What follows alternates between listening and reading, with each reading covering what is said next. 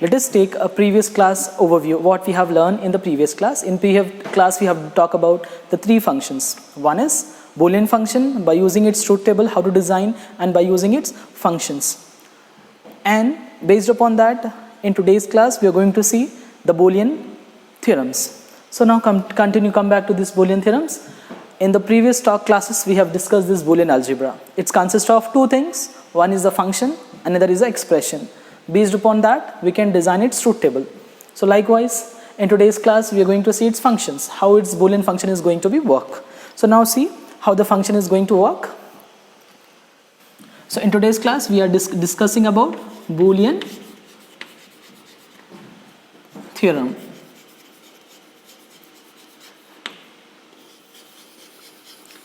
Okay, so Boolean theorems is actually functions which are used in Boolean what we call algebra or digital electronics. It is used to perform whatever the redundancy bits are there, like when the functions are keep on repeating, it is used to save the delays. It is used to save the functions, because in today's world we want our digital works, we want something which we want to proceed, that functions needs to be very effective. It should not have more hardware, it needs to be very compact. The meaning is that whatever the electronic gadgets you see, if you see any kind of electronic things, it needs to be very effective in the sense it required less space, it should have more features. Likewise, when we are taking digital logics, we don't want much expressions. Like for example, if you do have a function like this f1 of a comma b comma c, if you are using, it consists of a bar bc plus a b bar c plus a b c plus a bar b bar c plus a b bar c bar plus a bar b bar c bar, like this. See over here, we'll be having very 1 2 3 4 5 6 huge term is there. So this much if you want, you require these number of logic gates. You want what you required 1 2 3 4 5 6 AND gates you required 1 2 3 4 5 OR gate you required in order to eliminate this thing. Why we want to eliminate? The reason is that we don't want much hardware to be consumed. We want our hardware should be much lesser. The kind of hardware what you're using, it needs to be very small. It should be very effective. For that purpose, we are using some theorems or Booleans. That is called Boolean theorems. Now see how the Boolean theorem is going to work. So before doing that one, we want to see its functions, how the Boolean theorem has been going to be work. So for that purpose, what we're using some Boolean theorems. So what we are using a functions. What is a function? If I'm having the input, suppose I had the functions f a comma b comma c. These functions I can use either a or b or c, or else I can use a bar, b bar or c bar. I can use any one of them. So in order to use these things, what I'm doing it, I want to write its functions. This a b c, a bar b bar c bar, I should use very less in amount. Means I should use in a very small impact. I should not use multiple terms or redundant terms. What we call, if I do have like this a bar b bar c bar plus a b c plus, suppose I am using a bar b c. See here, a bar is repeated here, a bar is repeated here. So this repetition of the numbers, so what we call this thing, it is called redundancy or redundant bit, we can say.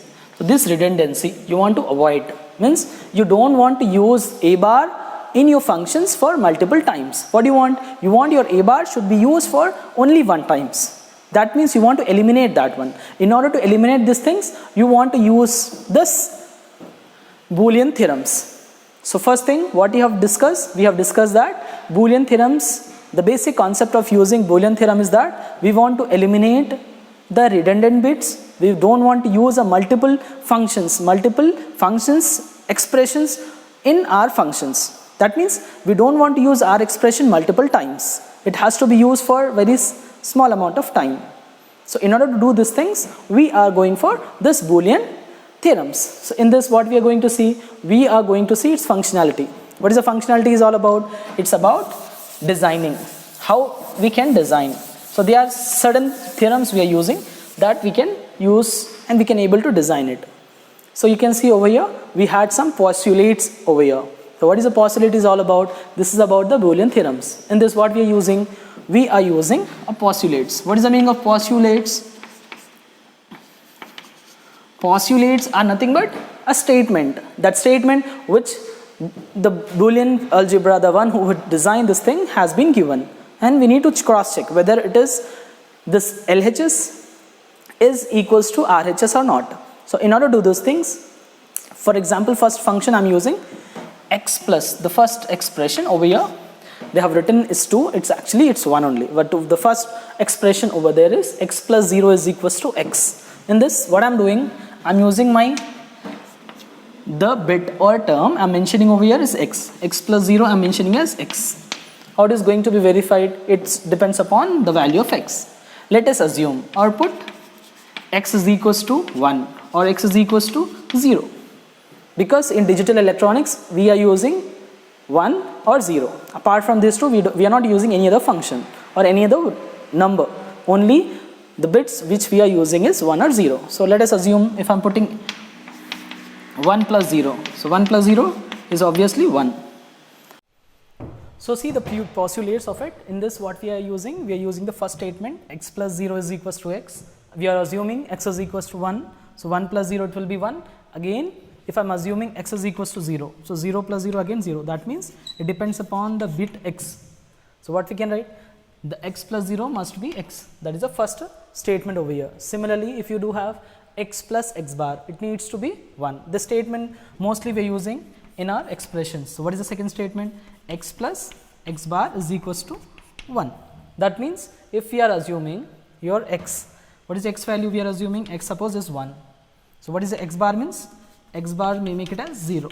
So what I will mention over here, if I mention 1 plus 0, that means it's obviously 1, right? So depends upon your x. If it is x is 1, this will become 0. So 1 plus 0, it will be 1. If your x is 0, if you take the complement, it will be 0. So 0 plus 1, it will be 1. That means irrespective of your x value, the answer needs to be 1. So over here, irrespective of this 0, whatever the x is there, that x only we need to write. So that's how the x value and x bar value is going to be used. Similarly, if you do have the next statement, x plus 1 is equals to 1. So if it is there, if you are using this theorem, this term in your expression, always x plus 1 make it as 1. Like this we can verify. Similarly, if you are using x complement, the whole complement, if you want to write this way, then what we can write for this x complement and whole complement, I can make it as x. Similarly, x plus y is equals to y plus x. These things we already learned are mathematics in the lower classes. That is, this is the which law? Commutative law. A plus b is equals to b plus a. Likewise, we had next one, associative law. What is associative law? A plus of b plus c is equals to a plus b of plus c. So likewise, we had next distributive law. Distributive in the sense we need to multiply with x into y plus z. That can be written as x into y plus x into z. This x term we are multiplying twice with the given term over there. Similarly, De Morgan's. So these De Morgan's theorems we are using mostly in our problems. These two theorems we are going to see when we are actually using these things. What is actually is about this whole thing? This theorem states that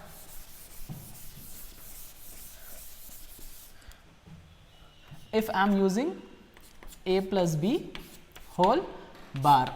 So this is the way, this is the whole thing. Actually, we are writing over there like complement. A plus b whole bar can be written as a into b separate bar.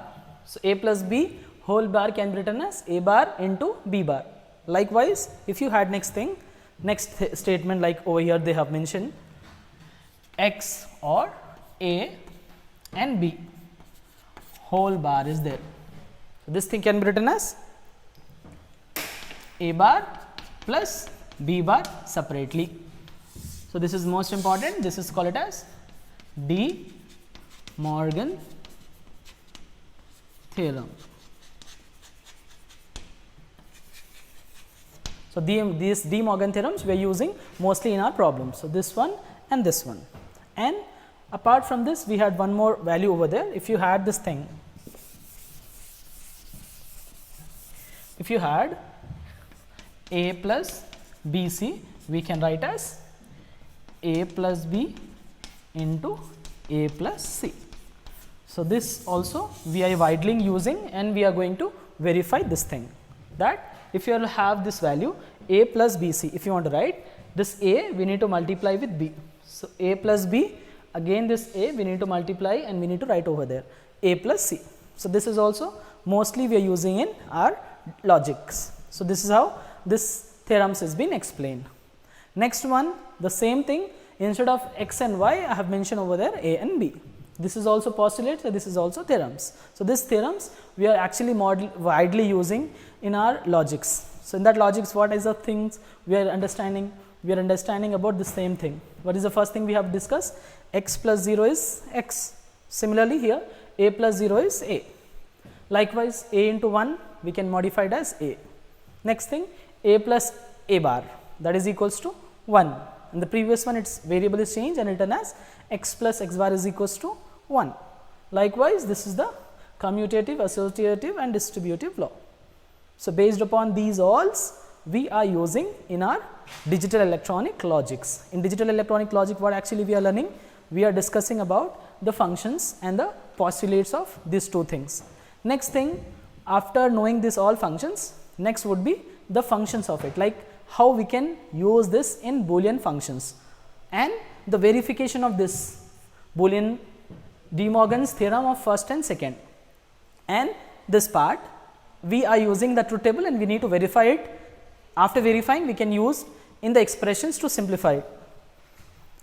So, after that, this theorems we had, that theorems is that first A into A, it can be modified as 1 or A. So, here what we are writing? We are writing A into A, that is a basic one, we can write as A. That means, if you do have this A is 1, 1 into 1 it would be 1, 0 into 0 it would be 0. Likewise, we do have next thing A into A plus B. So, what we are writing? We are saying that A into A plus B, that depends upon A. So, this also we are going to verify it by using the truth table. So, next thing we had A into B plus C can be written as A into B plus A into C, that is a distributive law. Likewise, A into B whole complement, this thing A into B whole complement can be written as A complement plus B complement separately. So, that is call it as De Morgan's law. So, we will see this problems part and that one by verifying this was second and third and fourth, this all by taking the truth table. So, by using the truth table, what we can use? We can take two values like A and B we can use, and we can modify it into A into B separate bar and bar. We will try to check its functions. So, by taking these functions, what we are going to see? We are going to see its functionality. That functionality I will show you by using the truth table. Now, continue students. In the previous PPT, I have explained you about De Morgan theorems and its complete postulates. When I see the postulates, what I have seen, what I have shown you over there, I have explained you. First thing, there are different statements over there. What is the first statement we have seen? We have seen that A into A, it can be written as A. That is the first thing we have seen. If you want to see in terms of like A plus A bar, we make it as 1. Next thing we have seen A plus BC is equals to, we make it as A plus B into A plus C. This thing also we have seen. Next part, we are going to find out this two, that is De Morgan theorems. So, basically De Morgan theorems are actually what is the use of it? It is used to modify your sum term into product term and your product term into sum term. So, in order to do this kind of modification, this De Morgan theorems has been used. So, in this thing what we are going to see? We are going to see its complete verification, whether it is completely verified or not. That part we are going to see in today's class. So, we had A input, we do have B input. So, what is the things we need to take? We need to take A complement and we need to take B complement. After taking A complement, B complement, next part is that we need to multiply A complement into B complement. Next thing, we need to go for addition of these two. So, what I will do it? I will take A plus B, then I need to take A plus B whole complement. So, by doing this all, I can write its complete verification form.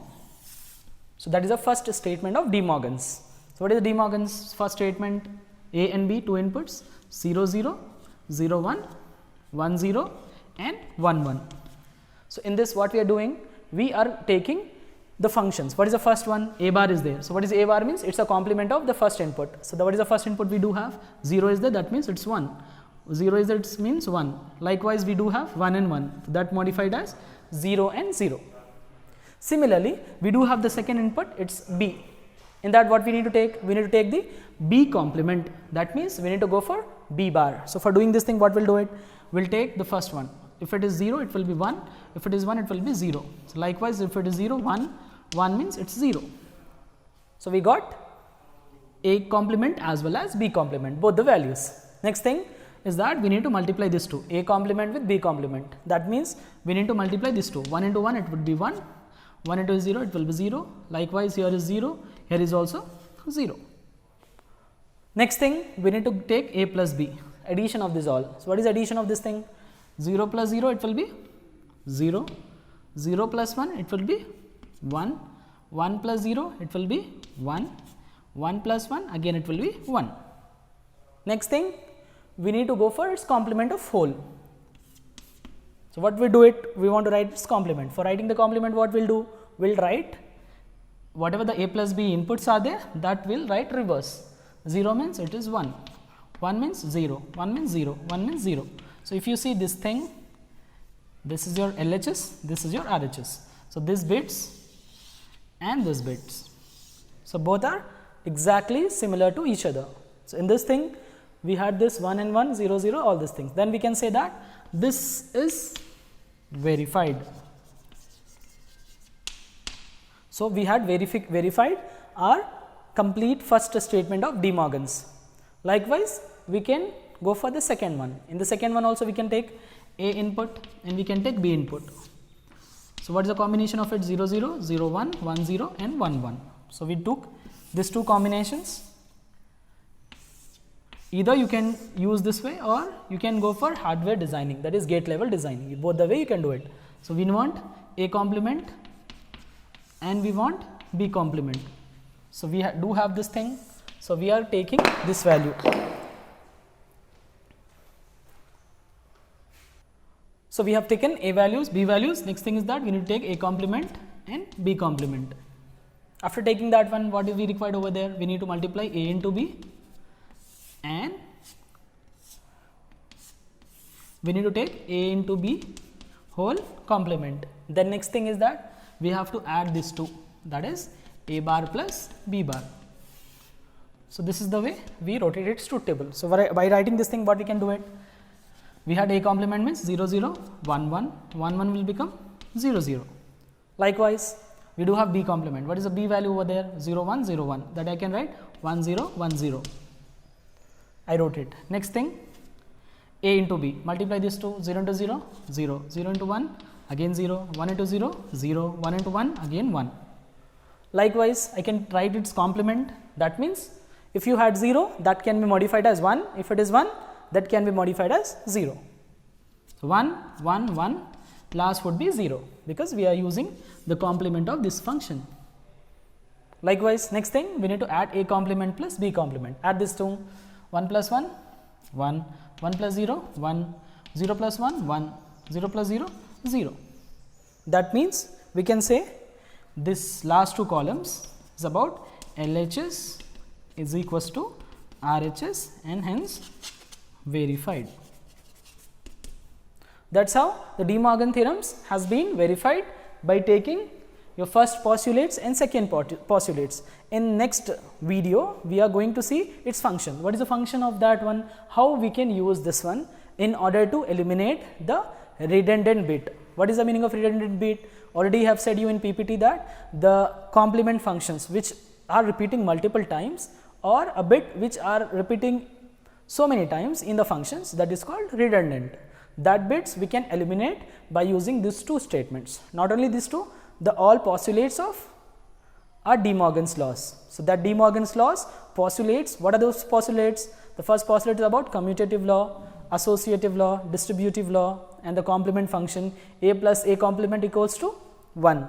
Like A into A equals to, obviously it will be A. Likewise, by using this thing and by using those things we can use it, and we can able to what we call a big expression can be modified into a small expressions. So those things, complete problematic part we will see in the next class. For today's class you need to just cross check this De Morgan theorems with the truth table by your own.